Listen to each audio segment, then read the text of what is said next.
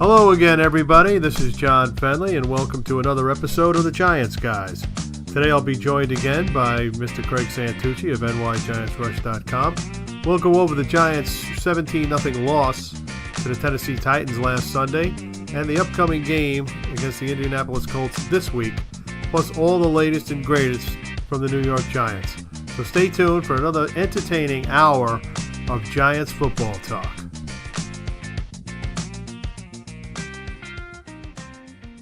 Craig, how are you today? Well, I'm warm and dry, unlike Sunday, where I was wet, cold, miserable, and grumpy. Yeah, but, the only difference between that and every other Sunday is the wet part.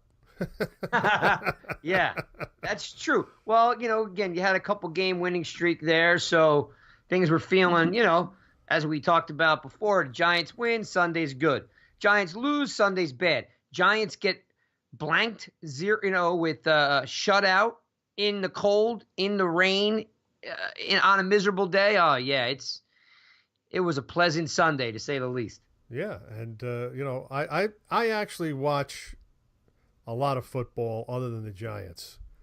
And when I write about certain teams, because I play a lot of fantasy football, I'm big on DraftKings. I'm winning for the season, so I'm doing pretty good there. And I follow every team, almost every player. So there's not a player out there you can say, well, I know the guy, believe me, and I know what he does. And, if he's hurt, who's playing, who's not playing. So a lot of people say, wow, you know a lot. Well, it's a business now for me because I'm investing money every week. It's like a hobby, but it's really a business because I'm making money. Last week, I think I made $600. There you go. It isn't bad, right? But following teams like the Colts, the Titans, the Texans, that AFC South, there's a lot of AFC West teams that I have I watch every week, like the Chargers.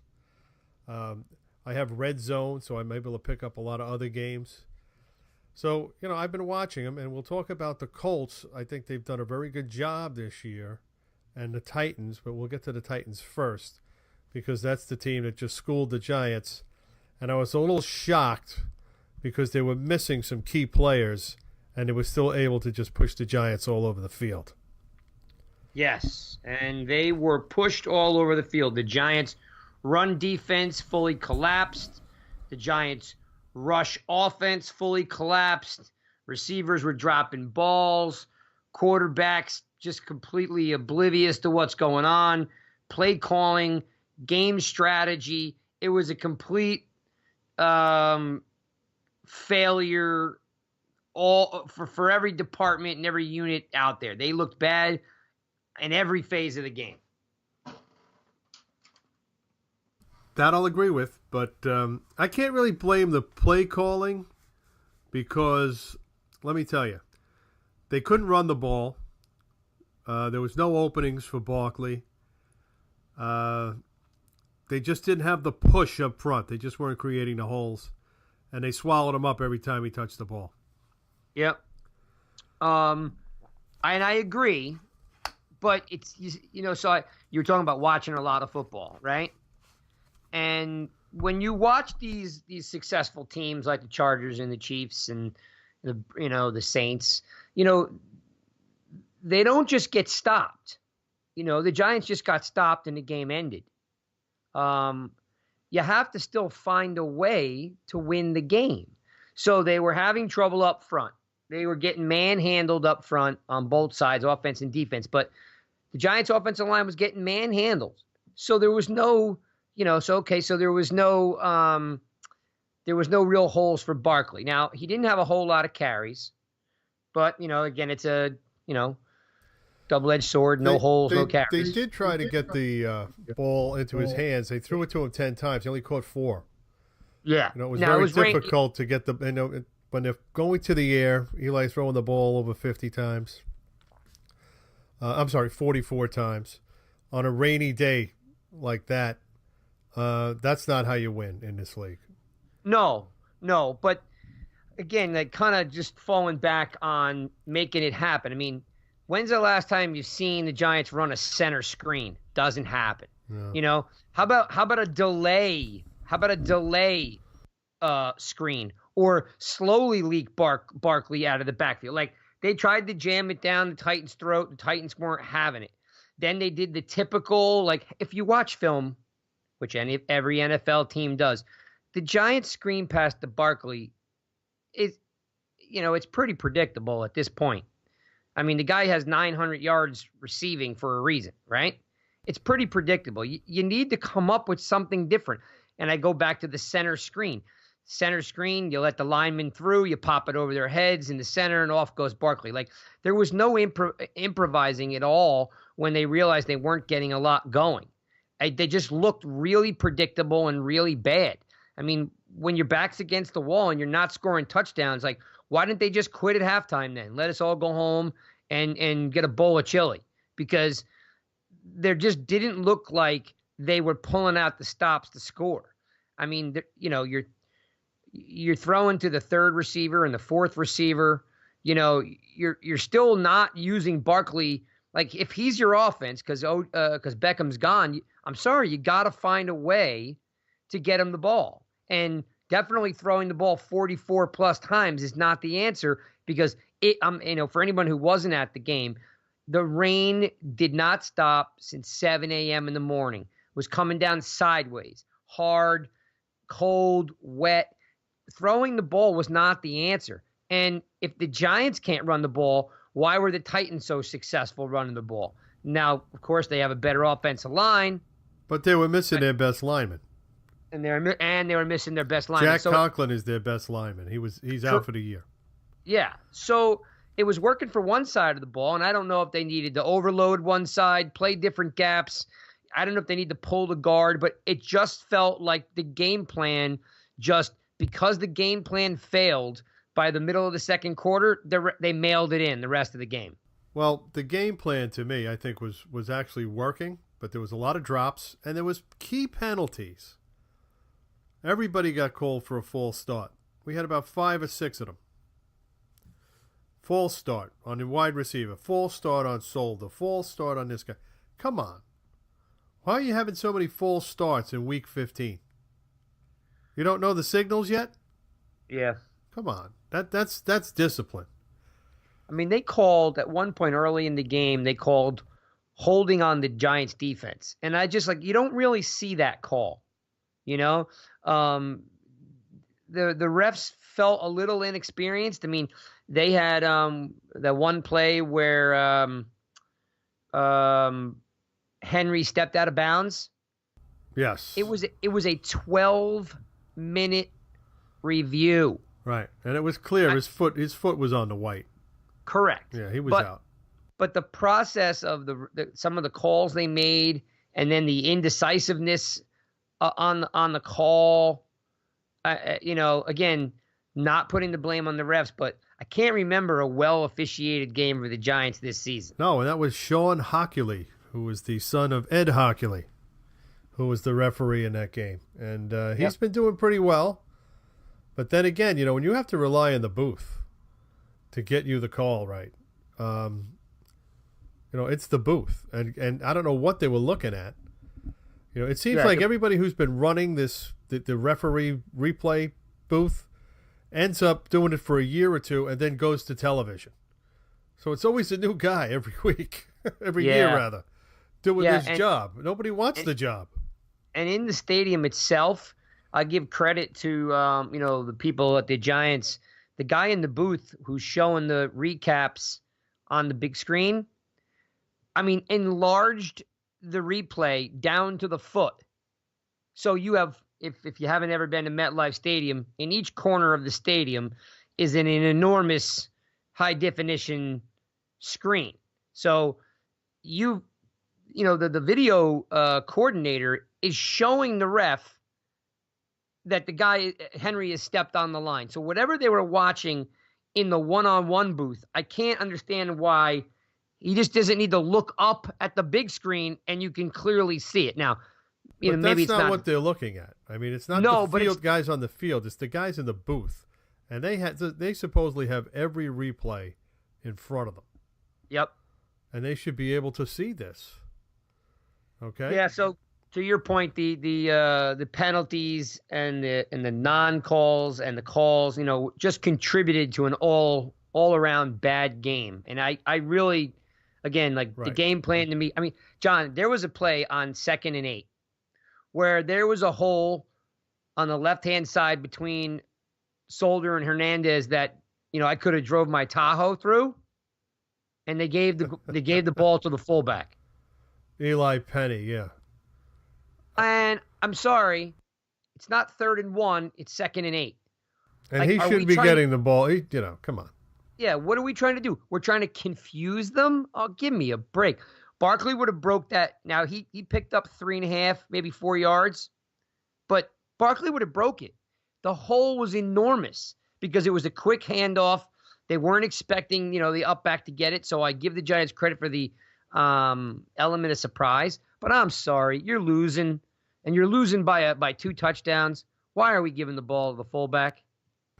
Yeah, that was a mysterious call. I guess they were just trying to cross them up a little bit, and it didn't work.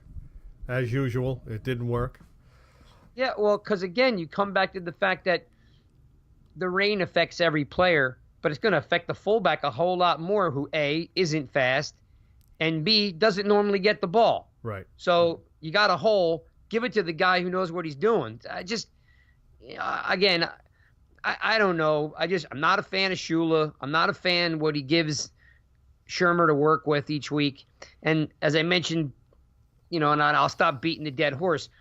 When you watching the game in the stadium, it just felt like they gave up at halftime. Like there was really no, they didn't pivot at all. Like there was no all right, well, let's get Ellison in the game. All right, let's try a reverse. Let's keep the ball on the ground like they are. Like let's pull the guard. Like it just didn't feel like they were pulling out the stops to win. Yeah, they didn't make a lot of adjustments at halftime. And, it just the Titans defense just dug in. And they have a pretty good defense. Their defense is severely underrated. The nose tackle is Jarrell Casey. He's a veteran nose tackle, and he just owned the middle of the Giants line, especially after Pulley went out, too. In the second half, that was it, because he just dominated. Will Hernandez is still a little young, but he's playing better. But he could be schooled, and Javon Brown, he didn't play a good game. He didn't have a good game, so it happens. You get beat by a better team. You don't play a good game. Get a little demoralized. The weather is against you. Your offense isn't moving the ball. You're trying to pass it, and you can't because it's raining, and you're dropping the ball. You're getting penalties. It was just a bad effort all the way around, and they just have to put it in their back pocket and move on. And you know what? Good teams now find a way to win. There was no coming back in that game. They looked sorry. I mean, Shepard dropping everything thrown his way. Yep. Coleman dropping everything that comes his way. Dismal all the way around. And that's just the offensive side. The defense, I really like B.J. Hill, but him and Tomlinson were completely overmatched. They could not play the run. And, when you have a guy like the big question everybody was asking me this week is how come Derrick Henry isn't a star already? Why is he just becoming a star 3 years into the league? He's hurt. He was banged up a little bit, yeah, and he didn't get a lot of opportunity when he first got to Tennessee. They had DeMarco Murray, and he was sharing time with him. But now they see that he's a downhill runner, and he can also slash and dash. He's got a lot to his game, this guy. He's actually, I was impressed with the patience. You watched him. Yeah, he really just sat behind the line. And then, you know what he reminds me of? He reminds me of a Brandon Jacobs with a little bit better vision. A better athlete. Yeah, overall, he just was really patient. He's a big guy. Not as big as Jacobs, but, he's a better athlete, probably faster. I think this past game against the Giants was the first time he rushed for that many yards. Well, the week before he had 238. This is only his third 100-yard rushing game of the season. Which just is mind-blowing in itself. Yeah, he had 238 against Jacksonville. We talked about that last week when they just stood still and watched him. Yeah. And the Giants couldn't, you know what it is? You have a guy that big. Once he gets past the first level, he's the biggest guy in the field. And now he's big, he's fast, okay, he's strong, and he's wet. So, you know, he's not only, you know, powerful, but he's slippery. So I say, oh, they missed the tackle, they didn't get him. I'm like, here's a 185-pound guy trying to tackle this 250-pound monster who's wet, and you're just sliding right off him. I mean, you're at a complete disadvantage.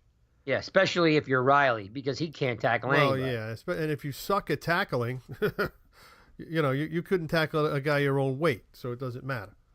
But this guy, I think, if you have to play the Titans, even if you size him up, you better pack a lunch to bring him down, because one-on-one, you're probably going to lose against him.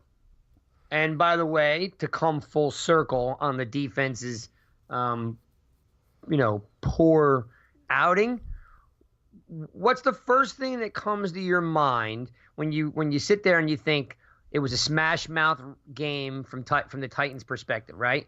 Ran the ball a ton with Henry. Classic smash mouth game. Yep. What was I mean, it's not a trick question, but come on. Well, what's the first thing that came to your mind when nobody could tackle this guy? What was the first thing that came to your mind? The first thing that came to my mind was Earl Campbell. All right, reverse it. I'm going back before your time. No. I remember Campbell, my favorite player, 30 for the Oilers. Love those big 34-inch crazy thighs. In fact, one of my favorite memories is when they ripped that jersey right off his body. They had those rip-away jerseys back then, remember? Yep. Okay, but don't think offense. Think defense right now. Smash mouth game. Got a running back running all over you. From a defensive perspective, what's the first thing you're thinking of the 2018 Giants? What's the first thing when that game ends? What do you say to yourself about the defense? Wow. Do we need run-stopping linebackers? Okay. Because he was going up the middle, and then he was going off the edge, and there was nobody there to meet him. And now you're literally, as my mom would say when I was a kid, you're cooking with, you know, what, you know, you're cooking with fire. You want me to say Landon Collins didn't play, right? I do want you to say that. Okay, because let me tell you something. Even he wasn't going to stop this guy. No. He was going to have to work hard to bring this guy down. Yes. Oh, I'm not saying that that's a matchup that favors the Giants. I'm just saying it's a matchup because he will attempt to tackle anyone and everything that he would have slowed him down. Yep. I mean, you know, when you have a box safety as good as Collins, you know, he's going to get the runner before the guy can get out of the box. But, you know, on Sunday, there was no way he was going to be able to do this all by himself. He was going to need help. No, but it proves what we talked about last week. But nobody's sealing the edges. You know what I'm saying? Where are the outside linebackers against the run?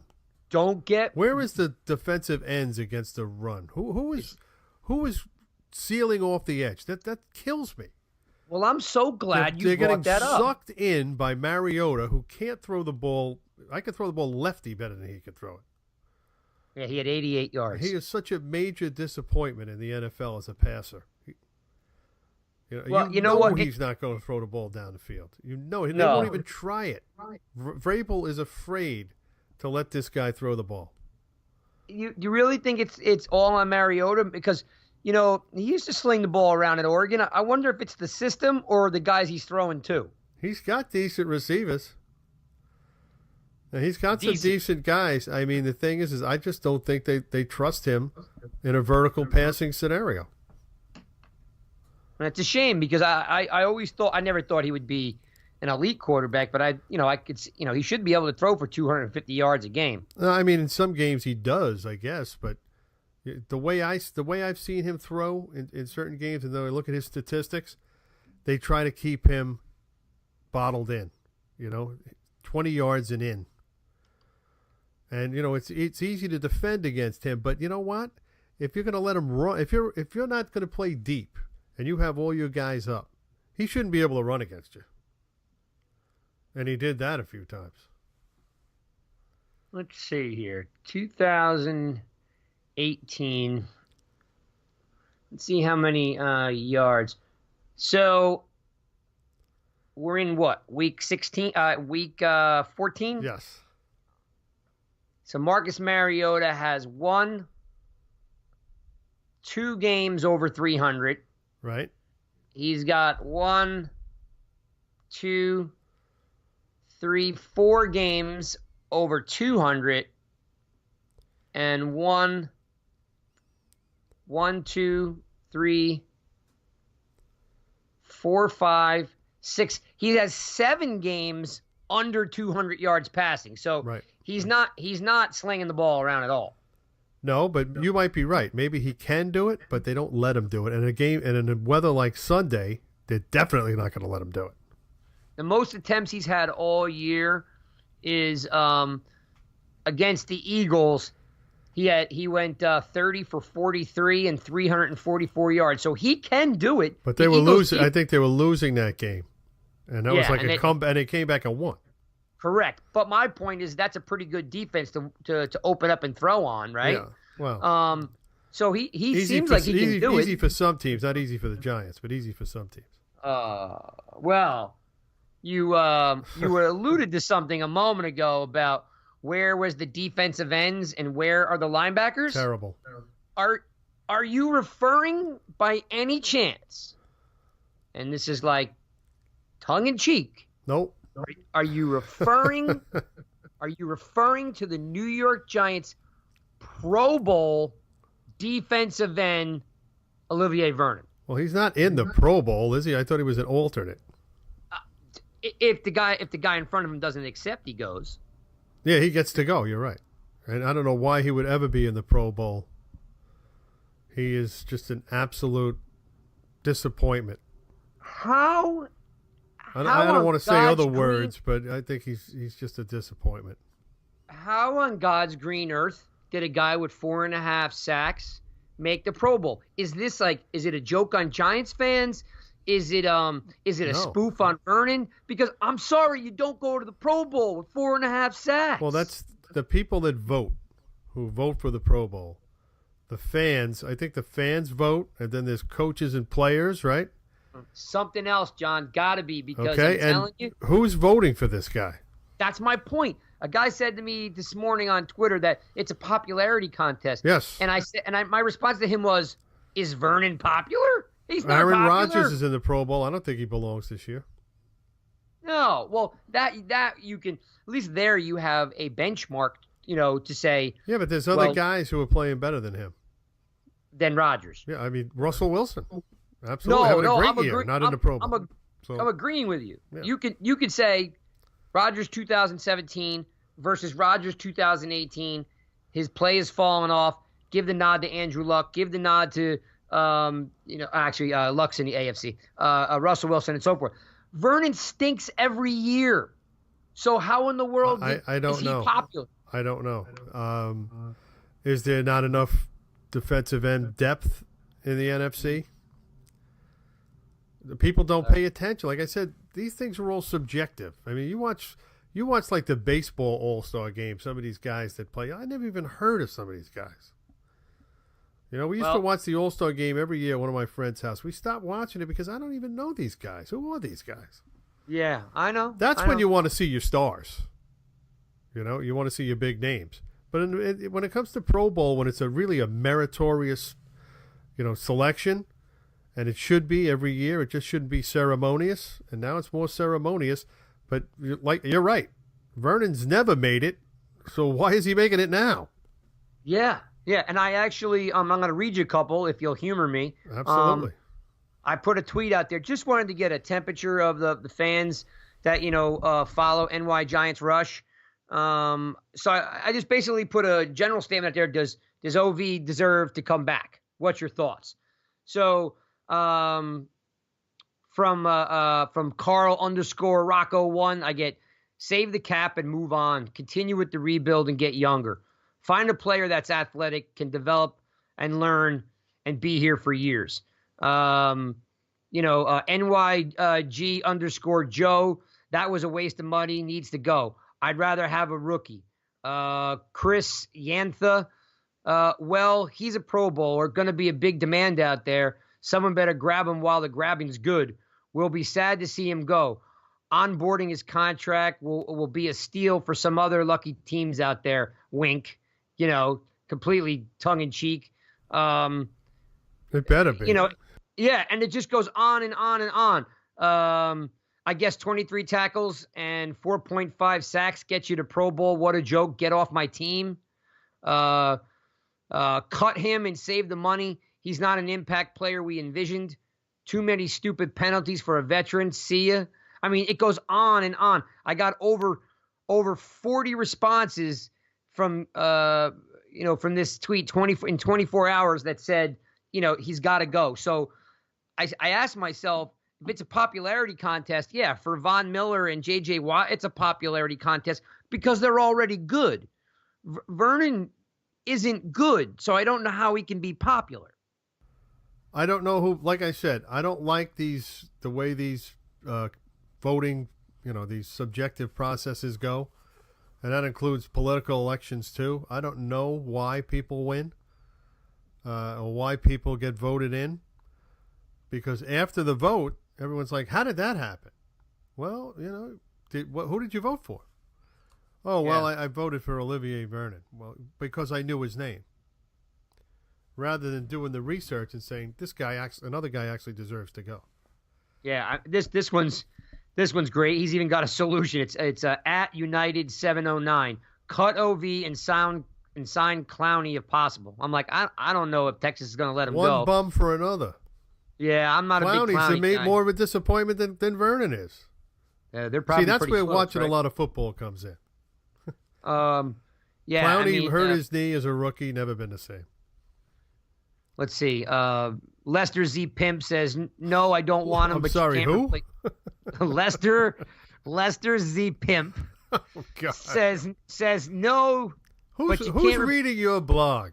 That's what I want to know. Yeah, some strange people. I ain't kidding. You ain't kidding. Yeah. Says no, but you can't replace everything in 1 year. Eddie Cape, EDE Cape says, bye-bye. And again, I can continue to read them. I got to bore you with them, but No, keep the hits coming, please. I absolutely have no idea. Something fishy for sure. Okay, so I know this guy. He's a pretty good guy. Matthew _ Agnew says, it's a good thing because we can't cut him because of the cap implications. So maybe, yes, you can. just maybe, we can trade him as a Pro Bowler and rid our books of him while gaining something in return. Nobody would trade for him. Because they'd have to think take on the full boat of the contract, and they're not doing that. $23 million or whatever it is, $20 million plus in cap hit. But if you got cut here? him, the cap hit is like $8 million? Yeah, he's due 19.5. You cut him and you eat the 8 and you save 11.5. That's going to happen. That is going to happen. I don't care if he makes the Pro Bowl. I don't care what he does. All right, here's the last one. That I'll Too read expensive. to you, so I don't kill you with these. He stinks. Waste of money. Dump him. And you're right. He is their best pass rusher. What a disgrace. All problems left by Reese. Right, and that he signed all of those guys, overpaid for every single one of them, even Janoris Jenkins and Snacks, overpaid for them. And now, whoever takes over his job, the next man up, Dave Gettleman's got to pay the price. He ends up biting the bullet. And you really do have to really cut ties with him. One of my staff bloggers, Spiro, he says if you can't trade him, you're paying him $30 million over the next 2 years. I think I'm taking that $8 million hit. And he's right. Spiro's 100% right. Yep. Because you really just have to move on. Like, it's dead weight. He brings nothing to the table. You got to eat the 8, save the 11.5. That's what I would do. Nobody's going to trade for him. Come on. Everybody thinks that, the rest of the league is a bunch of morons. I mean, come on. Everyone sees what's happening. You wouldn't trade for somebody else's bad deal, right? Yeah, no. I mean, it really is a bad deal, and we're not. I don't want to get sidetracked on free agency, but it starts getting my wheels turning. He didn't have a great 2018 because he's banged up. But there's a linebacker on Seattle. His last name is Knight. Yep. I mean, he is a tackling machine.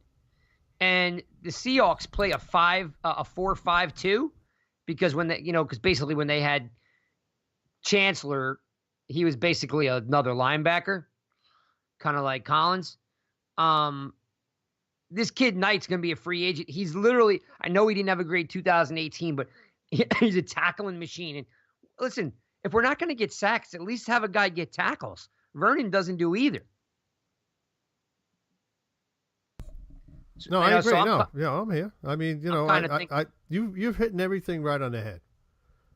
I mean, I just can't, you can't get out from under. Whoever said that before in 1 year, you can't get out from under in 1 year.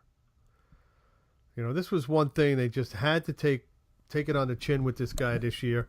Try to make him an outside linebacker. That's not really working because he's just not fit for it. And he's injury prone to boot. Now he's injury prone. Yeah, 2 years in a row. I mean, he's missed 4 games plus 6 games, whatever. Don't forget, he had a hand-wrist problem his first year, then a hamstring, and now the ankle. Yep. So you know what? You just cut him. If you want him back, he's going to have to come back at a much lower price. Oh man, bringing him back is so painful to think about. Yeah, but at least you're not paying him what you were paying him. But you're gonna eat the $8 million. Yeah, you're gonna eat that. So it's kind of hard to manage all of these bad contracts. Every team has them. Well, most teams have them anyway. Not every team. But we just have more than most. It's because Jerry Reach went out and bought a new defense a couple of years ago, and he paid dearly for it. Yeah, that was just trying to save his job. And it worked. They came back. They made the playoffs. I mean, they played very good defense that year. They went 11-5. But a couple of years down the road, doesn't look too good. I don't think I would have traded Damon Harrison. Yeah, I don't know why they did that. Yeah, I mean, I know he was 30 and they owed him money, but man, he was a football player. I can't stand getting rid of football players. He was well liked. The media liked him. He was a good guy. You just don't pick a guy like that up and trade him out. Especially when you don't have a lot going on in the middle. I am not happy with the guy they have there right now. Tomlinson? No, I think he's overwhelmed. I think he's a 4-3 lineman, not a 3-4 lineman. He's not really getting a lot of penetration. He does make some plays, but he's not as good as people think he is. He's in the wrong scheme. I think they may have to try to switch this thing back to a 4-3 unless they get themselves some really good linebackers. All right, so then let's play a game, ready? Because this is you love this stuff, ready? Yep. Vernon, Tomlinson, and and Hill, okay? Right. All right, you got 3 defensive players, 1 outside linebacker / defensive end, 2 defensive tackles. Against the Titans, what do you think the collective number of tackles was for B.J. Hill, Olivier Vernon, and Tomlinson? Collectively, how many tackles do you think the 3 of them had on Sunday? 6. Man, you almost nailed that. 5. I thought everybody had 2. B.J. Hill had 2. Right. Vernon had 2. Tomlinson had 1. Assists. I wasn't counting assists. I was just counting tackles. So that would be 3. If you're counting assists, 3, 4, 5, 6. Correct. Yeah. That's pathetic. It's bad. Nobody's getting stopped up front. And this is a team that ran the ball all game. So where were they running it? Well, then that's how you go to the box score. Who had the most tackles was B.J. Goodson because nobody up front was stopping anybody. Yep. B.J. Goodson, was healthy. When he's healthy, Goodson, he's not a bad player. No, but most of the time he's made of glass. Yeah, so he's not reliable. That's a huge problem. You can't help the club from the tub, as Deion Sanders used to say.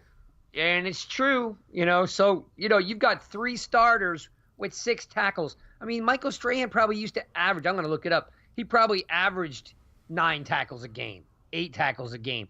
OCU Manura, he didn't play the run great. You can't compare Strahan to these guys. He's a Hall of Famer. All right, these guys are Hall of Shamers. Give me like somebody like Tuck, or give me somebody another very good player. Those guys were top-notch players. Yeah, these guys just don't make plays. Josh Morrow was signed as a free agent. We don't want to know why? Because no one else wanted to sign him, probably. That's why. So that's why he ended up here with his old coach. He knew the system, too. Yeah, it's like the same thing with the Mets. The Mets get the guys nobody else wants to sign. And they make it sound like, wow, what a steal we got here. Yeah, really. Tell me about it. And Morrow comes out of he makes some good plays, but makes a lot of mistakes. Penalties, missed tackles, he gets sucked in on the quarterback, play action. He gets sucked in every time, that guy. Makes it so easy. The bootleg, Mariota did it to him, I think, the first, second play of the game. Yeah. So, there's a lot of holes to fill all the way around on the defense, without a doubt. I on both was thoroughly sides, disappointed. there's a lot of holes to fill. Well, I guess, again, like I'm just looking at the starting defense here. I mean, I don't know how many of these guys you keep. I'm really disappointed that they don't let Lorenzo Carter loose. I don't know what's going on there. That was a question somebody asked me, and I was like, some weeks he gets a lot of snaps, other weeks he doesn't. It depends on the flow of the game, but to me, who are you putting in ahead of him? Yeah, right, exactly. I mean, why wouldn't he get a lot of snaps? The games mean nothing. Okay, now these next 2 games mean absolutely nothing. You're out of the playoffs. You were actually out of the playoffs way before this, but they just forgot to lay down. So now this is what the Giants should do. I mean, they have to try to win these games because the teams they're playing, are in playoff position. They're playing Indianapolis. They're fighting for a playoff spot. Dallas is trying to win the division. If Dallas wins this week, they win the division. Yep. Okay, so they'll always try to beat Dallas anyway. But this week, you should really try something different. Put some of these new, younger guys out there. Give them a chance. This is how they make their bones. Yeah, I mean, there's no reason why we're not looking at McIntosh and Carter getting a whole lot of snaps. That was another thing last week. McIntosh played 10 snaps, and Tomlinson played the rest. I mean, come on. Yeah. Is there any chance maybe just because he was hurt and out so much he doesn't know the playbook, maybe? That's a possibility. I'm going to say probably. They don't trust him in certain situations, but that's what these games are for him to learn. Get him out there. I mean, Tomlinson, when you're a nose tackle, you look at the nose tackles across the league, you look at the snap counts. They don't play more than 50, 60% tops. And you have Tomlinson out there playing 75% of the snaps. He got pushed around a whole lot. And he had to, he got worked over. Yeah. Now, he's a quality talent. I'm not going to doubt that. He comes from Alabama. We both know how good all of those guys are.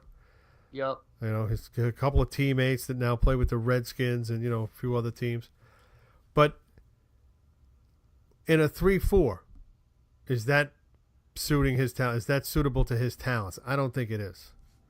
So I'm a little concerned there that the scheme that they switched to, they don't have the personnel for it. Obviously, don't have the personnel for it. Yeah, I'd even go as far to say it. And when you don't have Collins in the box, see, Collins is a kill the man with the ball guy. He could play all by himself. He doesn't need a scheme. He doesn't need to be coached. He sniffs the ball out and gets the guy on the ground. Yep. That's how he plays. Doesn't matter what type of defense you're playing, that's his game. He's not going to take an assignment. My assignment is to take the guy with the ball and put him on the ground. And that's what he does. And that when he's not there, you're right, they missed him. They don't have that now. They had Michael Thomas, good player, but he's not Landon Collins, that's for sure.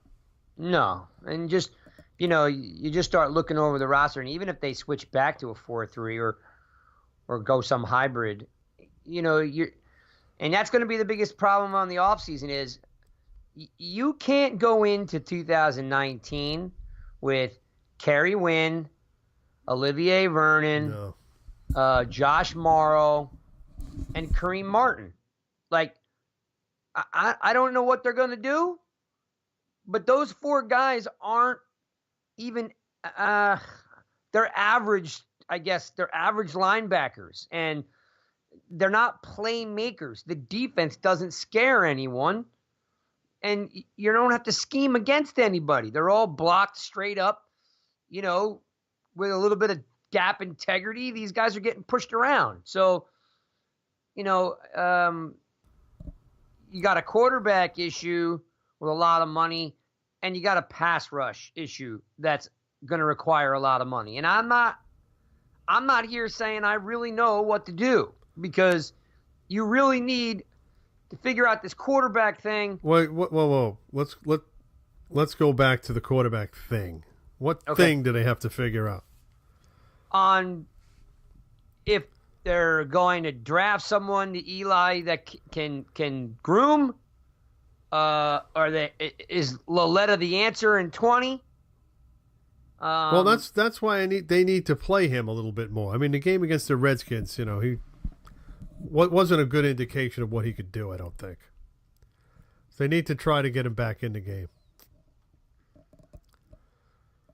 Will they do it, though? Yeah, that too.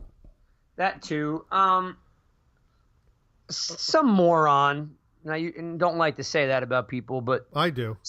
All right, fair enough. Well, that's why this is the Giants guys, right? So yeah. There's a lot of morons out there. They just shoot their mouth off. They don't know what they're talking about. Well, this one guy just really got under my skin, saying that OBJ didn't make the Pro Bowl because of Eli, and I was like, what the heck is wrong with you? Eli who?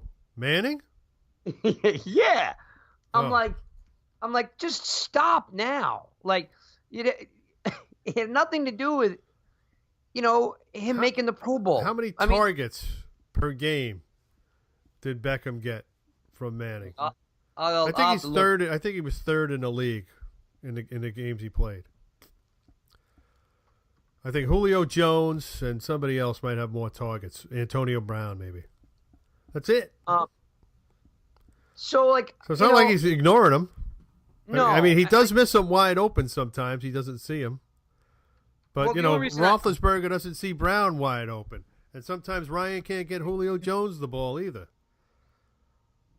Right? Well, agreed, no doubt. It happens, right? And I'm just making it an overall evaluation that, I am at the point, even though Eli had, once he got Brown to block for him and Barkley started taking off, he looked much better. I still don't think that like Beckham's not a downfield receiver anymore. We don't throw the ball down the field anymore. The best we can do is a slant and see if he can take it to the house.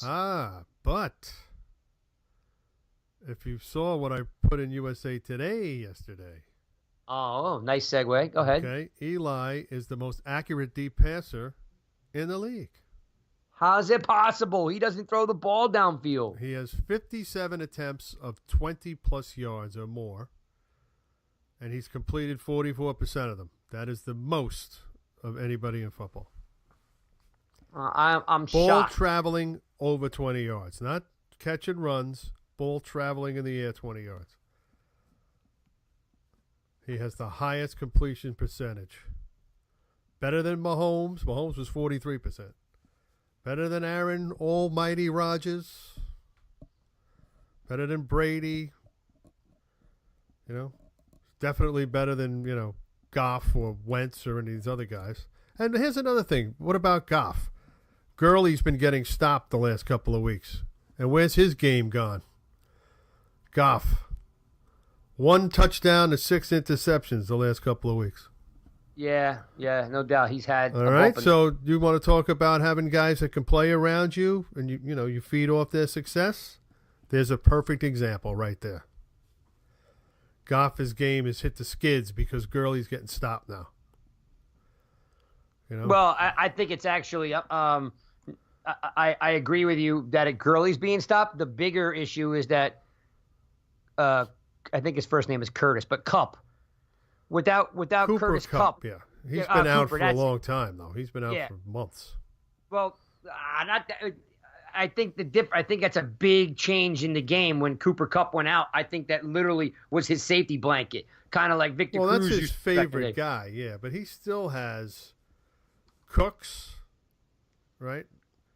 And he has the other guy, Woods, two very good receivers. And he has a good tight end. You know, he's got some guys that could catch the ball. I mean, he can still throw it to Gurley. The Rams just hit the skids. People figured him out. Once you put a lot more on film, there's a lot more to study. Defenses will figure you out. Then you've got to make adjustments. And the Rams haven't done that. And that's why I think they're in danger of losing in the playoffs. I think that's why the Saints are in danger of losing in the playoffs too. Their offense has kind of hit the skids also. You've seen the last couple of weeks. I mean, Breeze has not been himself. You know, Michael Thomas is a great receiver, but they're starting to cover him a little bit. Kamara's getting a little hemmed in. You know, things are tightening up. The NFC. So the Rams and the Saints, there's no more guarantees like there used to be. No doubt. A couple of weeks ago. And if the Eagles make the playoffs with Foles, I mean, who's in the playoffs that has made a Super Bowl in the NFC? Think about it. Seattle. Well, that's the other team, Seattle and Philadelphia. There's the two teams that can beat you because their coaches know how to win, their quarterbacks know how to win. Yeah, no doubt. And so the first question is Cooper Kupp's been out since mid-November. Okay, a couple of weeks. Well, a month. A month. So he's getting he's grabbing 5 to 9 balls a game. And in key spots. I mean, he's a first down guy. He's a first down machine, that guy. Yeah, like his average catch against the Saints was 17 yards per catch. Yep. Against the Seattle, his average was 15 yards. Against the Minnesota Vikings, 18 yards. His average, catch is it's like 13 yards, 14 yards.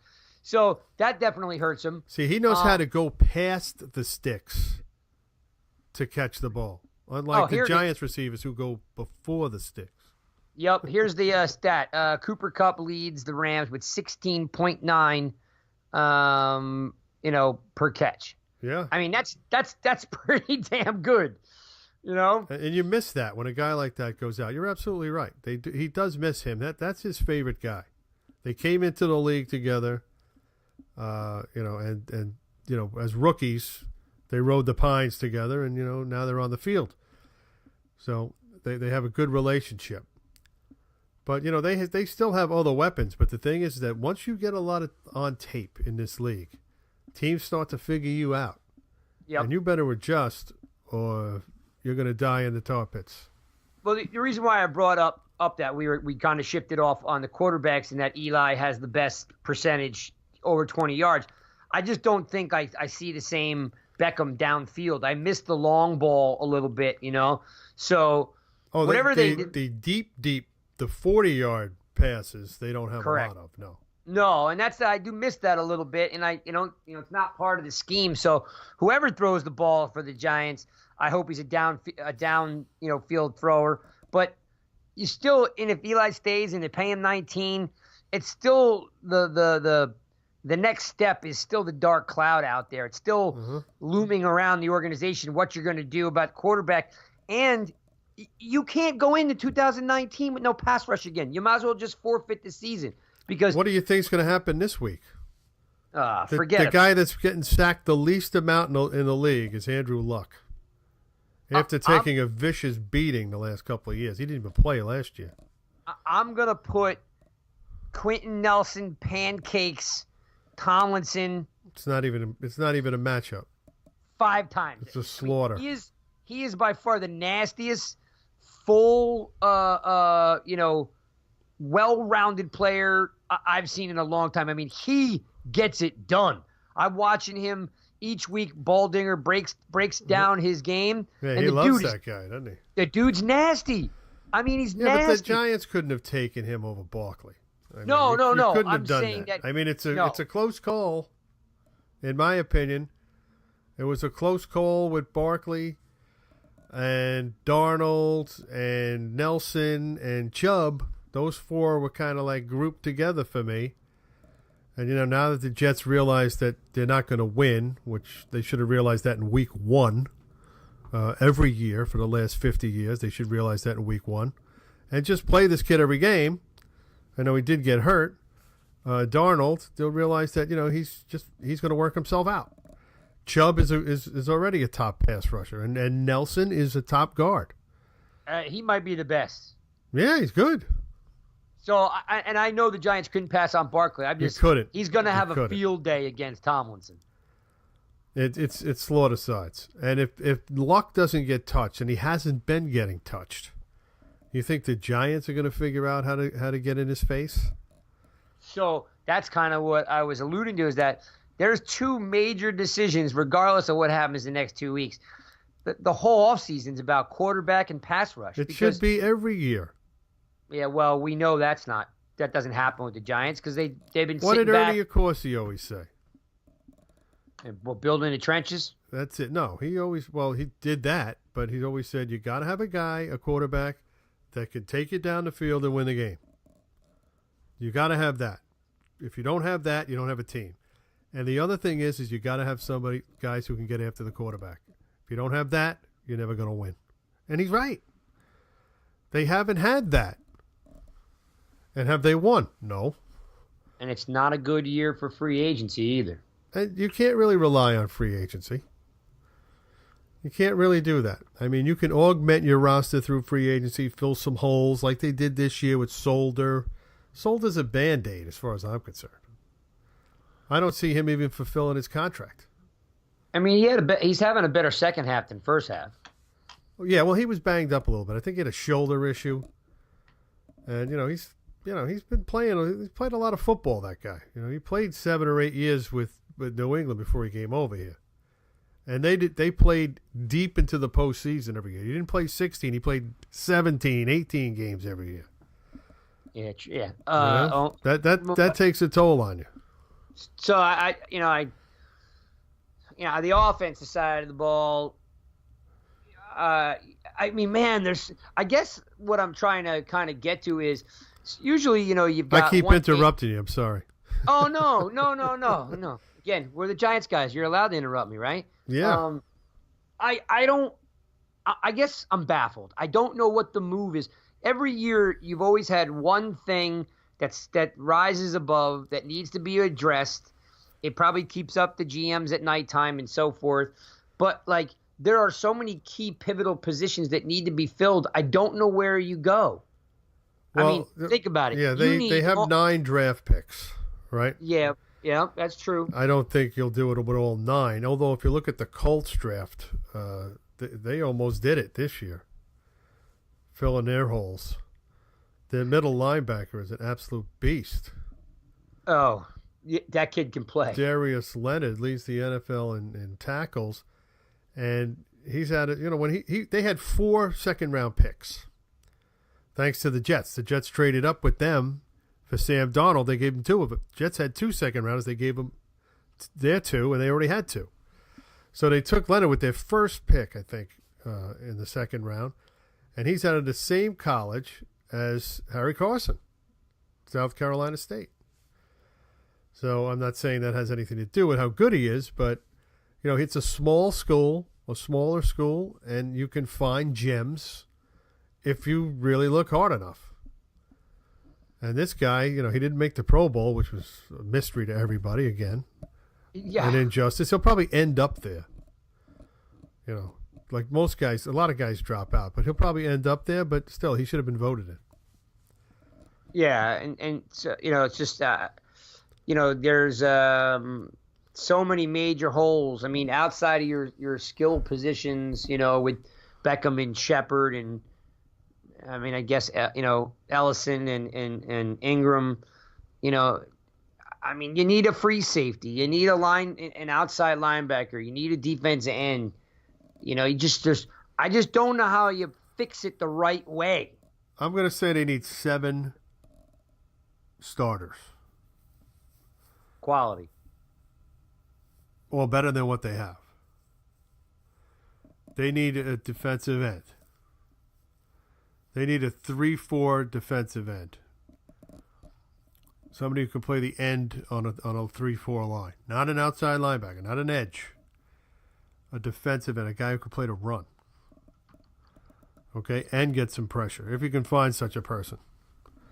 They definitely need one of those. I think Hill is a good start. And Tomlinson, obviously, if he has a good linebacker behind him, and of course Collins was the guy. You can live with him. I like I said, I don't think that's this defense is his best. He's suited for this defense. I really don't, and it's a shame. You're right. They need a free safety. They need an outside linebacker. They need they need one tackle, at least one more offensive tackle. Wheeler could be a backup. I think you could live with that, right? Yes, 100%. I would flip Solder to right tackle and get a left tackle. That would be better. I think you'd be better off with that. Solder could play right tackle in his waning years. So as far as like a 4-3 defense end, you're looking at DeMarcus Lawrence, Frank Clark, Ezekiel Ansah. Ansah. Yeah. And I always pronounce that guy's. I think I've pronounced his name wrong 3 times. And Brandon Graham. Who they tried to sign before, by the way. Yeah. I mean, those are your, then there's the next tier of guys like Trey Flowers, Carlos Dunlap, Cameron Wake, who's 400 years old and still plays great. Muhammad Wilkerson. I don't think they're looking to go veteran. You do that when you're ready to win. You know what I'm saying? You don't sign a guy like Muhammad Wilkerson unless you're absolutely ready to win. Yeah, I agree. You don't put him on a team that's rebuilding because, he's just not that type of personality. So what do? You got to draft a guy high. You're not necessarily high. I'm saying if your first 4 picks are guys that can come in and start next year, that's a win. Now you already have one guy, your 3rd round pick, who's probably going to start, in Sam Beal, the cornerback that they took in the supplemental draft. Yeah, with the shoulder injury. Right, so he's probably going to come in and start. So there's one right there, and that's not one of the positions we talked about. Probably should have been. And Zoe Carter should play one spot. Now he's another guy. You drafted him this year. He should move into a spot, right? Vernon moves out, so you got to find another guy. You have to find an offensive tackle somewhere. You have to find it. See, I think that doesn't necessarily have to be a rookie either. It could be, you have to get lucky somewhere. They haven't been getting lucky. That you read my mind. The Giants have not been lucky. All right, here's your tackles: Taylor Lewan, Jake Matthews, Dwayne Brown, Darrell Williams. I like them all. And Rob Havenstein. Yeah. Okay. Chances are 4 of those 5 guys will stay put. Right? Let's see. Titans, Atlanta, Seahawks. I mean, Dwayne Brown, I don't know what his contract looks. He's already won a Super Bowl. He could be looking for max payday. Falcons and Titans. He's got to be over 30 by now. I'm going to look him up in a second. Because Lewan and Matthews are on teams that should be good, even though they're not great. Yeah, their 50-year option is up, right? This is their 50-year option. Give me a sec. I'm looking them up. I think you might be able to find a right tackle somewhere. You just don't pick up pass rushers. So you got to draft one, and then, you're throwing it. Yeah, I don't mind getting a tackle in free agency. Because the guy comes in with experience, and he has a proven track record. That's fine. I could live with that. Rather than take a rookie and it's a hit or miss. I don't need that. All right, so Dwayne Brown is 33. Yeah, he's over 30. Yeah, he's been around. 6'4", 320. Small. Well, yeah, he's a little shorter, Yeah. but Yeah. he's a big boy weight wise, right? No, he's perfect. It all depends on the price, naturally. But you don't want to bring in a 33-year-old tackle unless you're ready to win now. He's the kind of guy that the Rams or the Saints would add or somebody. Well, he's on the Seahawks. He may the not go Chiefs anywhere. or somebody. Yeah. Yeah. He's so he's interesting. He's been with Texas up until 2016, and then he's been with Seattle for the last 2 years. So he might be under contract. Well, it says he's a free agent, so they only signed him a 2-year deal in Seattle. So he's a free agent, but like I said, I wouldn't look at him first. I don't know. I would look at Taylor Lewan was a guy they wanted to draft. Yep, I remember. And he went before they could take him, and they ended up taking Odell Beckham Jr. Jake Matthews, I think, was in that same draft. He's long gone. Now, what happens with these guys in their 5th-year option, they could be franchised.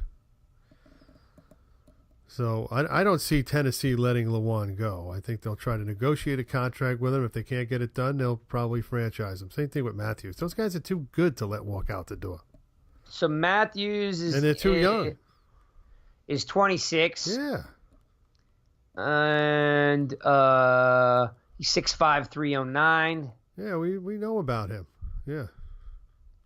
I'm just checking out to see what his 1, 2, 3, 4, 5. All right, so yeah, he had a 5th-year option. So he They're played all first rounders. First rounders get a 5th-year option. Naturally, you take it on a guy like that. So he'll be a free agent come March, but will he get to free agency? He could be franchised. If you can't make a deal with him, you franchise him. You just don't let him walk. No, because he would be your left tackle, and then Solder can move to the right. Yeah. Yeah, I know, like, the Giants did not want to let Beckham walk. So they and they exercise. They didn't exercise Flowers' 5th-year option, but usually you exercise it because you don't want the guy leaving. You had 4 years of him. He's yours. You can keep him for a total of, I guess, 7. You can franchise him back to back after that, but it'll cost you top dollar to do it. Right? Let's see. Hang on. I'm looking for his contract. Yes. On July. Okay. Never mind. I don't follow Atlanta football, but on July 27th, the Falcons re-signed him to a 5-year deal, so he's out. He re-signed this summer. Who did? Matthews. Oh, okay. Yeah, I thought as much. Like I said, they're not going to let him go. No way. You don't let a guy like that go. Because offensive tackles, to me, are the hardest position to fill in the NFL outside of quarterback, naturally. You just don't get them. They just don't come along. You can't really build one, train one, groom one. They got to come out of the womb. They do. That's how it's done. Anthony Munoz, Orlando Pace. You can name them going back. You just can't find them. So here's the updated one. So you got, realistically, all these guys. We're not going to talk about Bobby Hart and Newhouse. So let's move up all these guys are affordable except for the guy from Denver, Jared Veldheer. Yeah. He's 32 and he's making 7, so he wouldn't be your guy. But I don't want him anyway. Yeah, so there's let's see. He's a UFA, $4 million. Sean Trell Henderson, Benjamin Aljalana, Jawan James, Brent Val. He's the Jets. Yeah. I don't know. Like, there's not a bunch of stellar tackles there. Yeah. I mean, you're going to get stuck with somebody you don't really love. Yeah, I'm not crazy about any of those guys. And obviously other teams won't be either because they'll probably be on the market for a while. And the Giants should re-sign Brown. That's a priority. Jamon Brown should be re-signed immediately. They should be working on that now. They should. They should right now. They should be working on that now. And they should be looking to renegotiate Eli Manning's contract. Man, that's going to be a stickler. Why? You think you think he'd be open to renegotiating? Well, here's the thing: we cut you. You know, what are we? 5-9. You know, we have nothing to lose by cutting you. You know, we could just go. We could lose with somebody else. You know, it's the old Mickey Mantle, Ralph Kiner argument. You know, we lost with you, we could lose without you. You know, they lost 5 out of the last 6 years. You know, he doesn't have a winning pedigree anymore. So I would just put it to him, look, you want to stick around, you got to meet us halfway. Okay, otherwise, it's been nice knowing you. You know? All right, well, let's have some fun. Okay, we got a few minutes to go, so you go right ahead. Yeah, let's do this. Let's end with this. I'm pulling up, and we'll just rip on through this. We won't pontificate on it like I sometimes do. You know, as the long-winded giant of the Giants guys. I'm the long-winded one. I don't have a lot of wind in my sails anymore. Sorry. So one is you want to put any kind of prediction on the Colts game or no? I think they get crushed.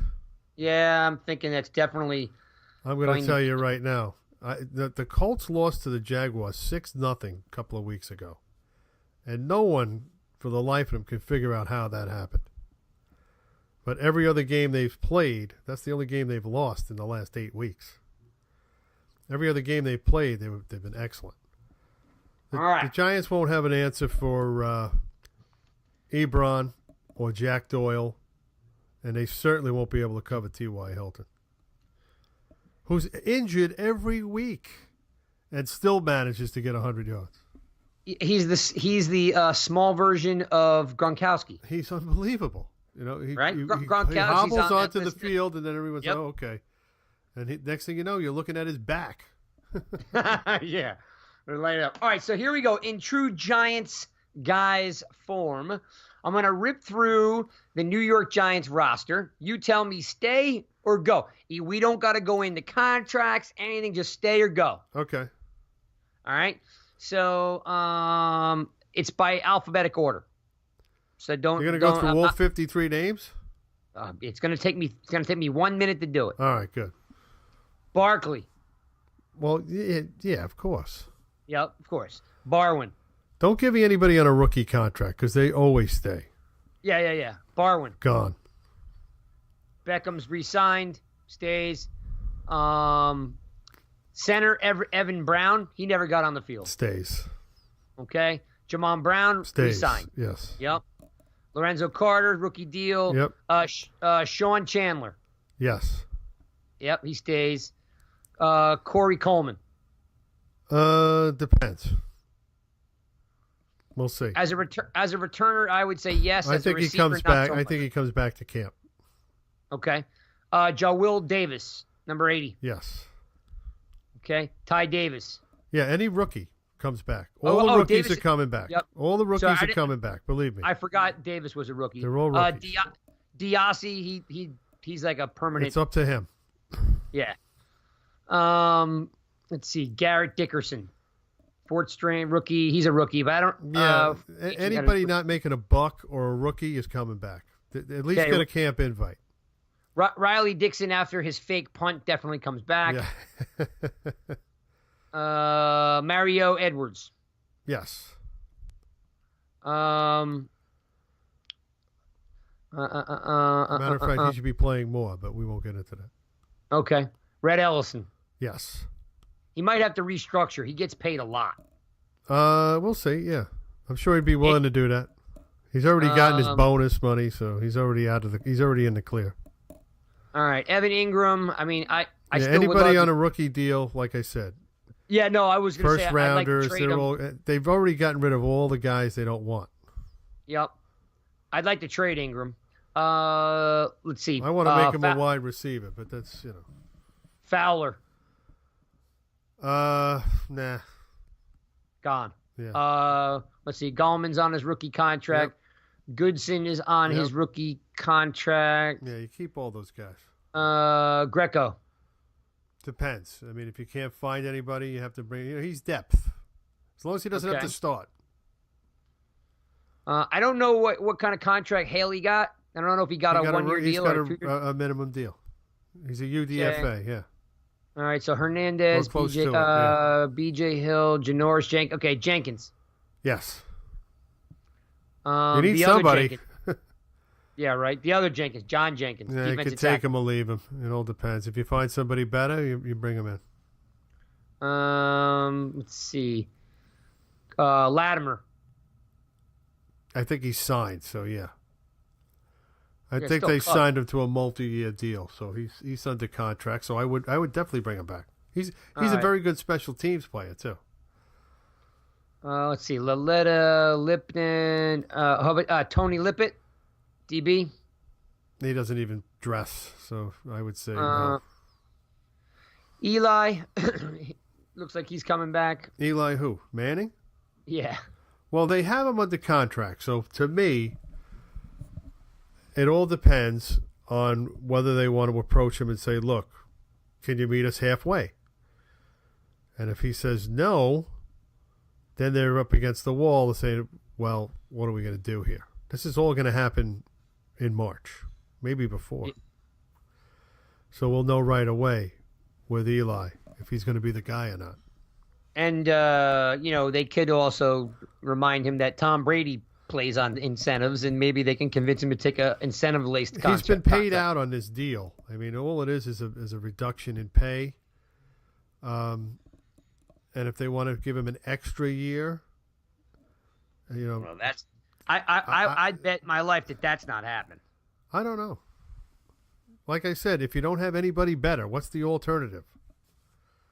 Well, that's my point. They're either going to draft somebody, Yeah, but this has to happen pretty much before the draft. Agreed. I just can't see them carrying him in 2020. Because he's going to get that roster bonus in February or whatever it is, and you've got to make that decision up front before the draft even happens. I see him coming back, just like I see him coming back. I just don't know if it's draft a QB or like we've talked about the Teddy Bridgewater stuff. That's not going to happen. But I could see him coming back and grooming somebody. I just don't know who they're going to draft. All right, let's keep moving. Kareem Martin. I would say he's been playing a lot better, but he's making too much money. Yeah, I'm with you.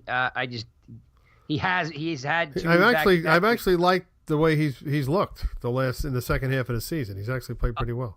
It's funny you say that. I agree with you. Like the first half of the season, he was like bum status, but he's had a great second half. But he still gets paid too much money. Yeah. Morrow, I mean, he's probably cheap. I'm not in love with the guy. Okay, he goes. Let's see, McIntosh rookie. Let's see, Brian Mahalik, offensive tackle. He's third year, so I don't know. I guess he's a.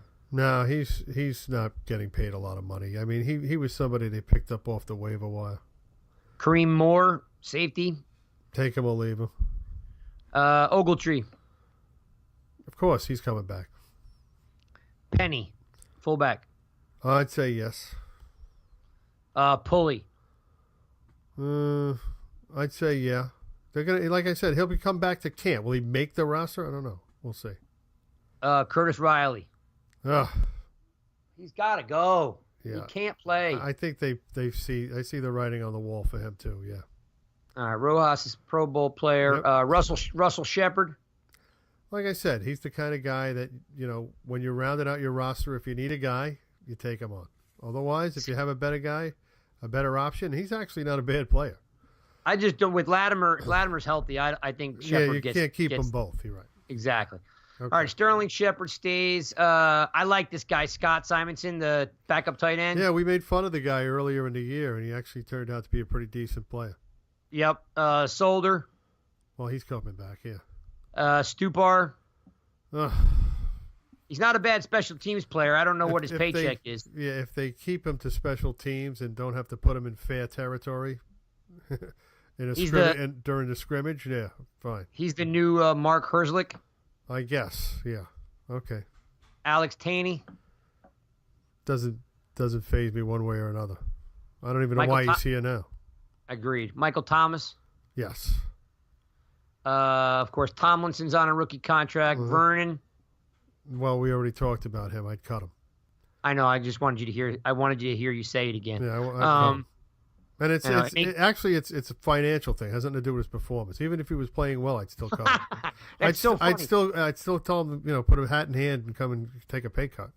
See, yeah, if he was playing, I'd say keep him. But I think he's like the biggest free agent bust I can remember in a long time. But he's making too much money. He's making more than 95% of the defensive ends in the league, and he's not even close to any of them.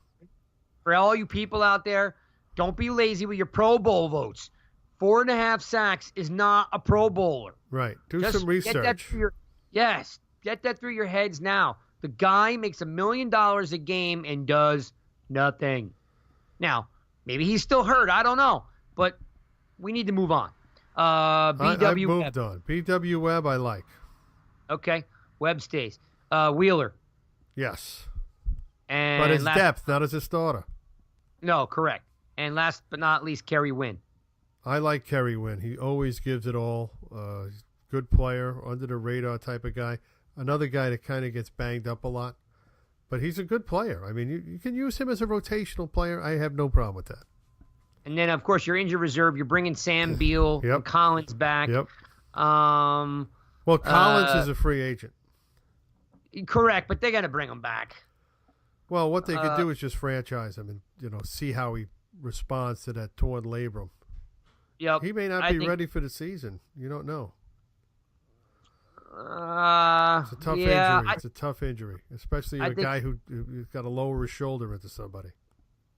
I think he's going to be fine. I think they're going to pay him, but they'll probably tag him. You're right.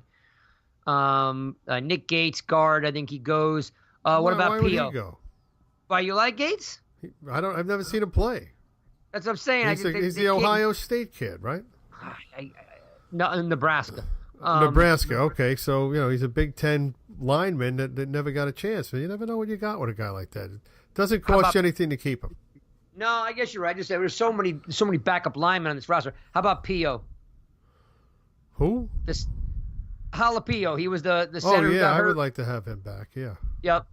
Let's see. So Hamilton, cornerback. Yes, of course. Henderson. Yeah.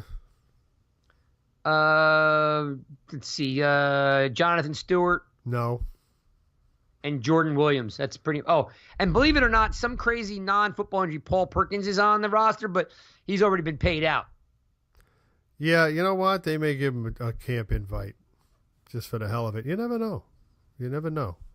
Like I said, if a guy still has football left in him, give him a chance. If not, what's the worst can happen? You cut him? You cut him later? Cut him now? What's the difference? I mean, but at least you gave him a shot. You gave him the benefit of the doubt. And then the only dark horse on here, I'm just looking at the practice squad. The only dark horse here on the practice squad is Avery Moss, who was a drafted player. I think his window is shut. What about you? Okay. Well, again, we don't have any pass rushers, so. Well, is he a pass rusher? I never saw him do anything. I mean, he's considered an outside linebacker, but I don't know.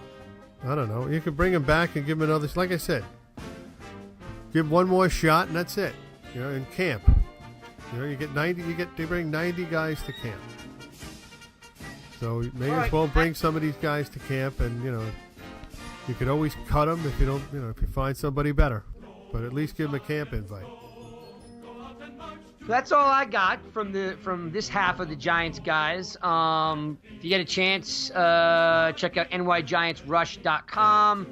Plenty of good stuff up there. The podcast is up there. Monday Morning Manning, the film room, all that good stuff's up there. And of course, you could always debate with me on my quest to have Vernon cut on Twitter at nygiantsrush. That's right, and you can go to GiantsGuys.com to read the Giant Insider Daily, and also catch the podcasts there. There's several. We also have the Giants Guys podcast and the Giant Insider podcast on there, and you can find me on USA Today's Giants Wire. And I want to thank everybody out there on behalf of Craig and the New York Giants Rush.com people. Thanks for listening, and we'll see you next week.